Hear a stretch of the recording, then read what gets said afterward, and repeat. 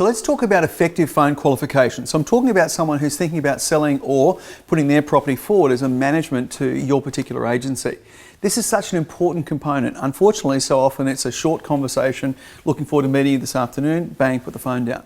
So let's walk through from a listing point of view around a sale of what ideally would you like to know about the client before you walked in the door. So making the listing appointment even more effective is the initial phone call. In fact, you could say the listing appointment starts on the phone. So let's go through it. The first thing is you'd love to know the source. You know, how come they came to call you? Now, of course, if you met them in an open and you followed them up, well, no need to go through that. But really ask the question, you know, how did you get onto me? Was it a sale around the corner? Was it a referral from someone? So you want to find out how they came to be connected with you. And just a little tip as we head into these questioning strategies, you want to make sure you have permission to ask the questions. So that would be the process of, look, thanks very much for calling. So that I could help you best, do you mind if I ask you a few additional questions?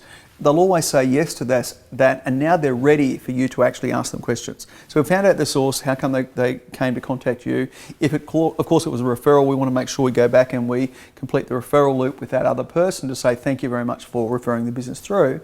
Next thing you'd like to know, so what's your main reason for selling? Where are you at in the selling process? Have you actually decided to sell, or you're literally thinking about it? This is fantastic to find out from a motivation point of view.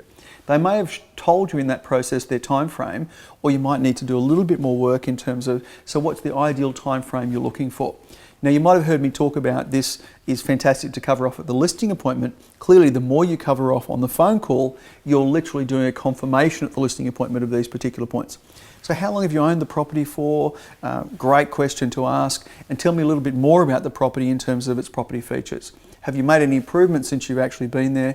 Very important to find that out, because if you're doing some search as to what the client bought the property for, you want to make sure you've got those particular upgrades and enhancements in your mind heading into the listing appointment.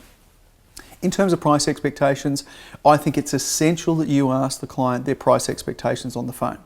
And that would be something along the lines of, I'd like to do some research before I come out and meet with you.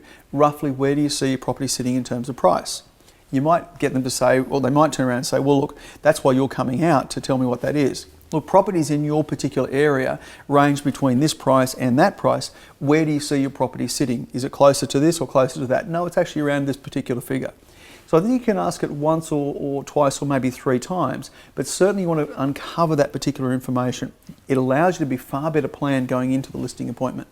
Of course, you could ask the question, there's 2 ways we can go through. I can either give you some pricing indications when we meet for the first time, or do that work for our second meeting. Would you prefer me to do it the first time or come back for the second meeting? Totally up to you as to the approach, but you want to find out their price expectations. And then also you want to find out the decision makers. Other than themselves, who else is involved in the decision? You don't want to say, are you the only decision maker? That tends to be a bit of a deal breaker. But other than yourself, who else is involved in the decision?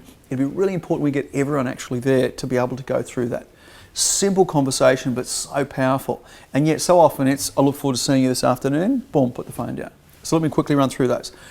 Source, how come they came to contact you, their motivation, their ideal time frame to get the property sold, how long have they owned the property for, what are the key property features, have they made any improvements in the property, what are their price expectations, and in terms of decision makers, other than themselves, who is going to be involved in making that happen. Simple process, but very effective. Now you could turn this into a form or a checklist to make sure you cover these points. I guarantee when you do, you'll walk into the listing appointment better prepared, better focused to be able to handle any situation that comes up. Enjoy the conversation talking about your effective phone qualification. Thanks for tuning in.